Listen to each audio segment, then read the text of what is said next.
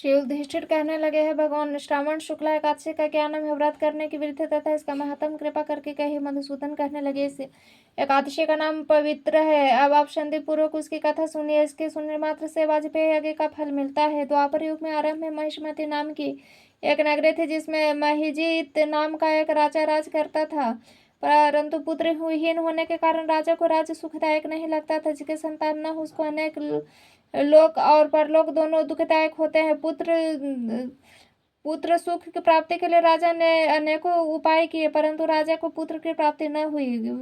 वृद्धावस्था आते देख राजा अपने प्रजा के प्रतिनिधियों को बुलाकर कहने लगा कि प्रजाजनों में ऐसे जन्म में तो कोई पाप नहीं कि ये मेरे खजाने में है, अन्य से उपार्जन किया हुआ धन है, न अन्याय से मैंने कोई धन उपार्जन नहीं किया, नहीं मैंने अपने देवताओं तथा ब्राह्मणों का धन छीना, किसी दूसरे की धरोहर को भी मैं नहीं ली। प्रजा को पुत्र समान पालता रहा, मैं अपराधियों को पुत्र और बांधवों की तरह दंड देता रहा, कभी किसी को घृणा नहीं करी, सबको सम्मान माना, संजनों की सदा पूजा करता रहा। इस प्रकार धर्मयुक्त राज करते हुए भी मेरे पुत्र नहीं है, तो मैं अत्यंत दुख पा रहा हूँ। इसका कारण क्या है? राज महिजीत की इस बात को विचारने के लिए मंत्रीगण तथा प्रजा के प्रतिनिधि वन को चले और बड़े बड़े ऋषियों मुनियों के दर्शन करते हुए राजा के हित की उत्तम कामना की पूर्ति के लिए किसी श्रेष्ठ तपस्वी मुनि को देखते फिरते हैं। एक आश्रम में उन्होंने अत्यंत वृद्ध धर्म के याता बड़े तपस्वी परमात्मा के मन में लगाए हुए निराहार जितेंद्रिय जितात्मा जित क्रोधी सनातन धर्म और गुण तत्वों को जानने वाले समस्त शास्त्रों के ज्ञाता महात्मा लोमश मुनि को देखा, जिनका कल्प के व्यतीत होने पर एक रोम गिरता है। सबको जाकर ऋषि को प्रणाम किया। उनके सामने बैठ के उन लोगों ने देखकर मुनि ने पूछा, आप लोग किस कारण आए हैं? निसंदेह मैं आप लोगों का हित करूंगा। मेरा जन्म केवल दूसरे को उपकार के लिए है, इसमें संदेह मत करो। लोमश ऋषि के ऐसे वचन सुनकर सब लोग बोले कि हे महात्मा ने, आप हमारी बात जानने में रंभ से भी अधिक समर्थ है, अतः आप हमारे संदेहों को दूर कीजिए। महिष्मतीपुरी का धर्मात्मा राजा महिजीत प्रजा का पुत्र के समान पालन करता है, परंतु फिर वह पुत्रहीन होने के कारण अत्यंत दुखी है। हम लोग उसकी प्रजा है, अतः उसके दुख से हम भी दुखी हैं। आपके दर्शन से उसका पूर्ण विश्वास है कि हमारा यह संकट अवश्य दूर हो जाएगा, क्योंकि महान पुरुषों के दर्शन मात्र से अनेक कष्ट दूर हो जाते हैं।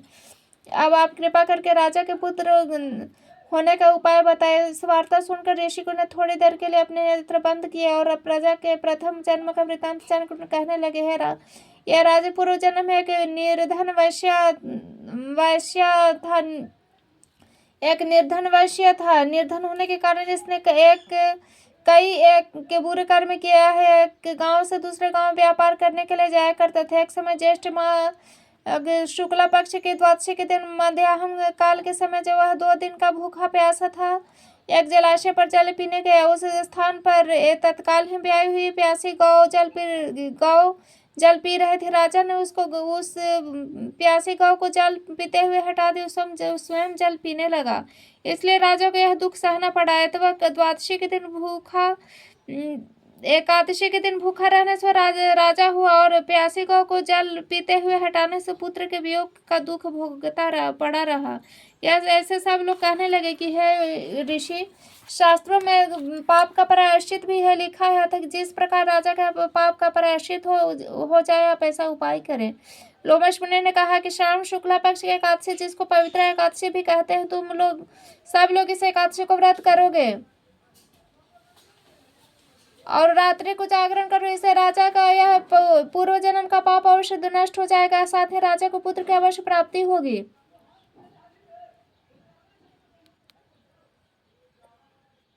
लोमश ऋषि के ऐसे वचन सुनकर मंत्रियों के सहित राजा सारे प्रजा नगर को वापस आए और जब श्रावण शुक्ला एकादशी आए तो सबने लोमश ऋषि के आज्ञानुसार राजा सहित पवित्र एकादशी का व्रत और जागरण किया।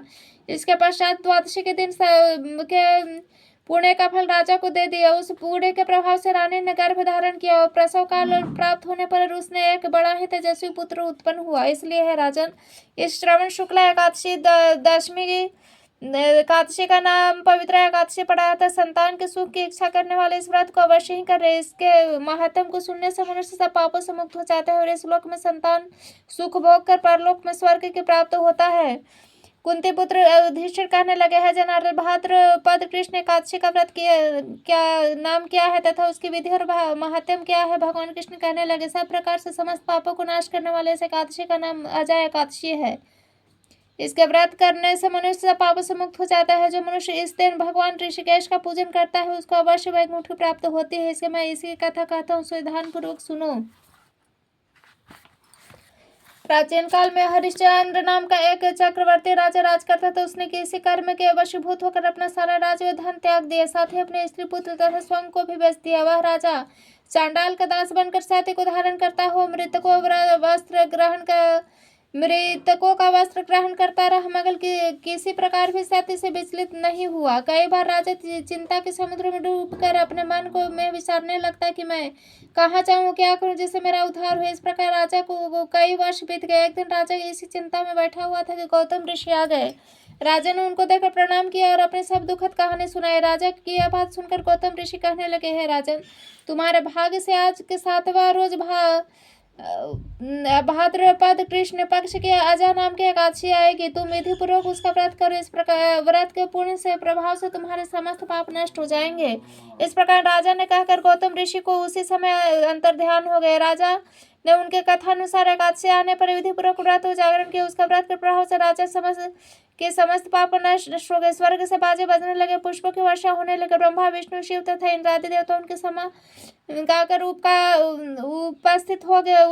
उसने अपने मृतक पुत्र को जीवित और अपनी स्त्री को वस्त्र तथा आभूषण से युक्त देखा। उस व्रत के प्रभाव से उसको पुनः राज्य मिल गया और अंत समय अपने परिवार सहित स्वर्ग को गया। है राजन, यह सब एकादशी के प्रभाव से हुआ। अतः जो मनुष्य अन्न यत्न के साथ विधि पूर्वक इस व्रत को करते हुए रात्रि जागरण करते हैं, उनके समस्त पाप नष्ट हो जाते हैं, अंत समय में स्वर्ग लोक को प्राप्त होते हैं। इस एकादशी की कथा के श्रवण मात्र से अश्वमेध यज्ञ का फल प्राप्त होता है।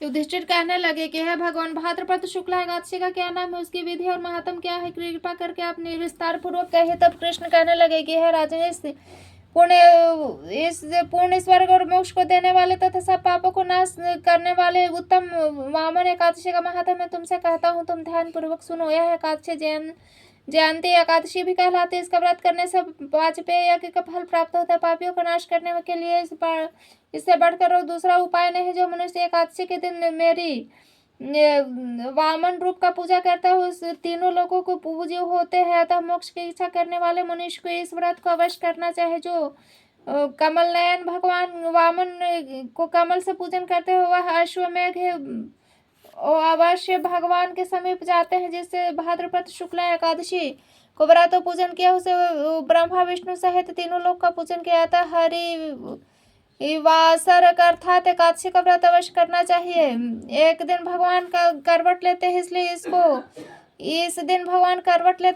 इसको परिवर्तनीय एकादशी भी कहते हैं। भगवान के वचन सुनकर युधिष्ठिर बोले हैं, भगवान, मुझे अति संदेह हो रहा है। आप किस प्रकार सोते हैं, करवट लेते हैं तथा किस तरह राजा बलि को बांधा बावन रूप रखकर क्या क्या लीलाएं की, चतुर्मास के व्रत में क्या विधि तथा आपके शयन करने पर मनुष्य का क्या कर्तव्य है, सो आप विस्तार पूर्वक मुझसे कहिए। श्री कृष्ण कहने लगे, राजन, अब आप सब पापों को नष्ट करने वाले यह कथा श्रवण करें।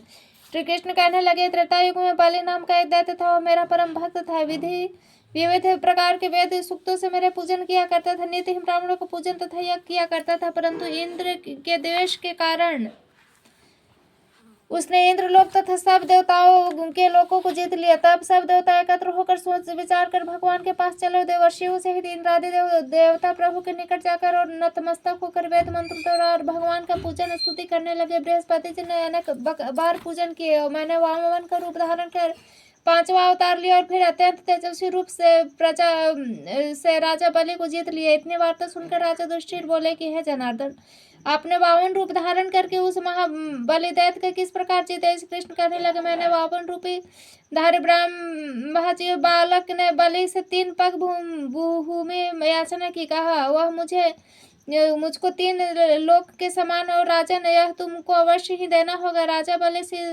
इसको तुक से की याचना समझकर 3 पग भूमि का संकल्प मुझके दे दिया। मैंने अपना त्रिविक्रम रूप बढ़ाकर यहाँ तक कि भूलोक में पद, भूवर लोक में जंघा, स्वर्ग लोक में कमर और महलोक में पेट तथा जल लोक में हृदय, यम लोक में कंठ की स्थापना तथा मर्त लोक में मुख करके से ऊपर मस्तक स्थापित किए। सूर्य चंद्रमा आदि सब ग्रह गण, योग, नक्षत्र, इंद्र आदि देवता, शेष आदि सब तारागणों ने विविध प्रकार के वेद सूक्तों से प्रार्थना की। तब मैंने राजा को बलि को अपना हाथ पकड़कर कहा गया, राजन, एक पद से पृथ्वी, दूसरे से स्वर्ग को पूर्ण हो गए, अब तीसरा पैर कहाँ रखूं? तब बलि ने अपना सिर झुका दिया और मैंने अपना पैर उसके मस्तक पर रख दिया, जिससे मेरा वह भक्त पाताल को चला गया। फिर उसकी विनती और नम्रता को देखकर मैंने कहा कि हे बलि, मैं सदैव तुम्हारे निकट ही रहूंगा। विरोचन के पुत्र बलि से कहने पर वहां पर भाद्रपद शुक्ला परिवर्तन एकादशी के दिन बलि के आश्रम में मेरी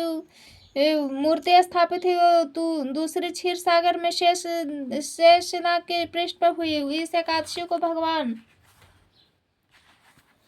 शयन करते हुए करवट लेते हैं, इसलिए त्रिलोकीनाथ भगवान विष्णु का उस दिन पूजन करना चाहिए। तांबा, चांदी, चावल, दही का दान उचित है। रात्रि को जागरण अवश्य करना चाहिए। जो इस विधि से यह व्रत करते हैं सब पापों से मुक्त होकर स्वर्ग में जाकर चंद्रमा के समान प्रकाशित होते हैं, यश पाते हैं। जो पापनाशक इस कथा को पढ़ते हैं सुनते हैं, उनको 1000 अश्वमेध यज्ञ का फल प्राप्त होता है। धर्मराज युधिष्ठिर कहने लगे, हैं भगवान, अश्विन कृष्ण पक्ष के एकादशी का क्या नाम है? उसकी विधि और फल क्या है? जो कृपा करके कहिए। श्री कृष्ण कहने लगे, इस एकादशी का नाम इंदिरा एकादशी है। एकादशी पापों को नष्ट करने वाले तथा पितरों के अधोगति से बचाने वाले। इसकी कथा को सुनने मात्र से वाजपेय यज्ञ का फल प्राप्त होता है। प्राचीन काल में सतयुग के समय महिष्मती नाम नगरी में इंद्रसेन नाम का एक प्रतापी राजा धर्मपूर्वक अपने प्रजा का पालन करते हुए शासन करता था। वह राजा पुत्र, पौत्र और धन आदि से संपन्न तथा विष्णु का परम भक्त था। शत्रुओं का संहार करते हुए अपने दिन बिताता था। एक दिन जब राजा सुखपूर्वक अपनी सभा में बैठा था तो आकाश मार्ग से महर्षि नारद उतरकर राजा की सभा में आए। उनको देखते ही राजा हाथ जोड़कर खड़ा हो गया, विधि पूर्वक आसन वर्त दिया। सुख से बैठकर मुनि ने राजा से पूछा कि हे राजन, आपके सातों अंग कुशल पूर्वक तो है, तुम्हारी बुद्धि धर्म में और तुम्हारा मन विष्णु भक्ति में रहता है। देवर्षि नारद की ऐसा बात सुनकर राजा ने कहा, महर्षि, आपकी कृपा से मेरे राज्य में सब कुशल है तथा मेरे यहाँ यज्ञ कर्म आदि सुकृत हो रहे हैं। आप कृपा करके अपने आगमन का कारण कहिए।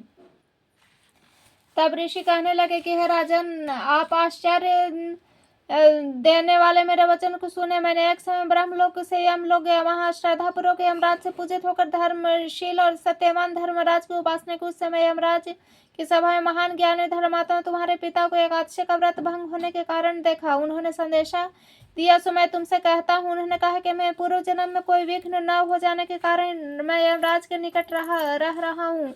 सो पुत्र, यदि तुम अश्विन कृष्ण इंदिरा एकादशी का व्रत मेरे निमित्त करो तो मुझको स्वर्ग की प्राप्ति हो सकती है। तब राजा कहने लगा कि हे महर्षि, आप इस व्रत को विधि मुझसे कहिए। नारद जी कहने लगे, हे राजन, अश्विन माह के कृष्ण पक्ष के एकादशी के दिन प्रातः काल श्रद्धा पूर्वक स्नान आदि से निवृत्त होकर पुनः दोपहर को नदी आदि में जाकर स्नान करे। फिर श्रद्धा पूर्वक पितरों का श्राद्ध करे और एक बार भोजन करे तथा भूमि में शयन कर प्रातः काल होने पर एकादशी के दिन दातुन आदि करके स्नान करे। फिर व्रत के नियमों में भक्ति पूर्वक ग्रहण करता हो प्रतिज्ञा करे कि मैं आज संपूर्ण भोगों को त्याग कर निराहार एकादशी का व्रत करूंगा। हे अच्युत, मैं पुंडरीकाक्ष में आपकी शरण हूँ। मेरी रक्षा की इस प्रकार नियम पूर्वक शाल ग्राम की मूर्ति के आगे फलहार का भोजन करावे, दक्षिणा दे, पितरों को श्रद्धा से जो बच जाए उसको सूंघ कर गौ को दे तथा धूप दीप गंध नैवेद्य आदि सब सामग्री से ऋषिकेश भगवान का पूजन करे। रात को केशव भगवान के निकट जागरण करे। इसके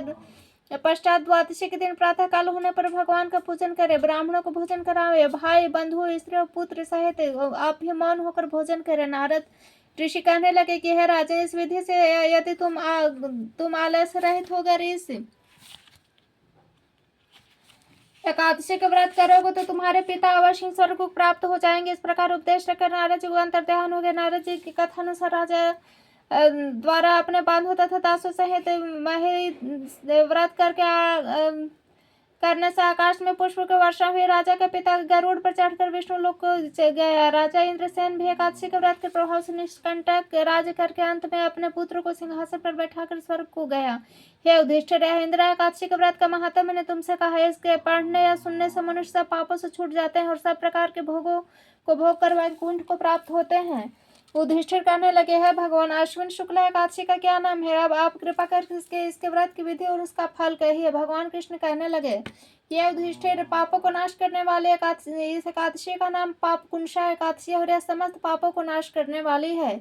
इस मनुष्य के विधि पूर्वक भगवान पद्म नाम की पूजा करनी चाहिए। एकादशी मनुष्य को मनवांछित फल देकर स्वर्ग को प्राप्ति कराने वाले मनुष्य को बहुत दिनों तक तपस्या करने से जो फल मिलता है उससे नमस्कार करने से प्राप्त हो जाता है। मोहवश जो अनेक पाप करते हैं परंतु हरि को नमस्कार करते हुए नरक में नहीं जानते, वे विष्णु के नाम से के कीर्तन मात्र से संसार के सब तीर्थों के पुण्य का फल मिल जाता है। जो मनुष्य सारंग धनुष को धारण करने वाले भगवान विष्णु की शरण में जाते हैं उनको कभी भी यम यातना नहीं पड़ते, अर्थात वह यमराज के दंड से छूट जाते हैं। जो मनुष्य वैष्णव होकर शिव जी और शैव होकर वैष्णव की निंदा करते हैं वह अवश्य ही नरकगामी होते हैं। सहस्त्रों वाजपेयी और अश्वमेध यज्ञों से जो फल प्राप्त होता है वह एकादशी के व्रत से 16वें भाग के बराबर भी नहीं। संसार में एकादशी के बराबर कोई पुण्य नहीं, इसके बराबर पवित्र तीनों लोकों में कुछ भी नहीं। इस एकादशी के व्रत के बराबर कोई व्रत नहीं। जब तक एकादशी के पद में नाभ के दिवस का व्रत नहीं करते तब तक मनुष्य के देह में करते हैं। एकादशी मनुष्य के देह में पाप वास करते हैं। यह एकादशी स्वर्ग मोक्ष आरोग्यता सुंदर स्त्री तथा अनुधान की देने वाले एकादशी के व्रत के बराबर गंगा गया काशी कुरुक्षेत्र और पुष्कर भी पुण्यवान नहीं है। हरि वासर तथा एकादशी का व्रत करने से जागरण करने से सहज ही में मनुष्य विष्णु पद को प्राप्त होता है। हे राजेंद्र, इसके व्रत करने वाले 10 पीढ़ी मातृपक्ष के, 10 पीढ़ी पितृपक्ष के और 10 पीढ़ी स्त्री पक्ष के तथा 10 पीढ़ी ये मित्र पक्ष का उद्धार कर देते हैं। दिव्य देह धारण कर चतुर्भुज रूप हो पीताम्बर पहने और हाथ में माला लेकर गरुड़ पर चढ़कर विष्णु लोक को जाते हैं। हे नृपोत्तम, बाल्यावस्था युवावस्था और वृद्धावस्था में इस व्रत को करने से पापी मनुष्य भी दुर्गति को प्राप्त न होकर सदगति को प्राप्त होता है। अश्विन मास के शुक्ल पक्ष की पाप कुंशा एकादशी का जो व्रत करते हैं वे अंत समय में हरिलोक को प्राप्त होते हैं तथा समस्त पापों से छूट जाते हैं। सोना तिल भूमि गौ अन्न जल छत्र तथा जूते दान करने से मनुष्य यमराज को नहीं देखता। जो मनुष्य किसी प्रकार के पुण्य कर्म किए बिना जीवन के दिन व्यतीत करता है वह लुहार के भट्टी की तरह श्वास लेता है, निर्जीव के समान ही। निर्धन मनुष्यों को भी अपनी शक्ति के अनुसार दान करना चाहिए तथा धनवानों को सरोवर बाग मकान आदि बनवाकर दान करना चाहिए। ऐसे मनुष्यों को याम का द्वार नहीं देखना पड़ता तथा संसार में दीर्घायु धनाढ़ कुलीन और रोग रहित रहते हैं। और अधिक क्या कहा जाए, सारांश यह है कि धर्म से सदगति अधर्म से दुर्गति प्राप्त होती है, इसमें संदेह नहीं है। हे राजन, जो आपने मुझसे पूछा वह सब मैंने सब आपको बतलाया। अब आप क्या सुनना चाहते हैं?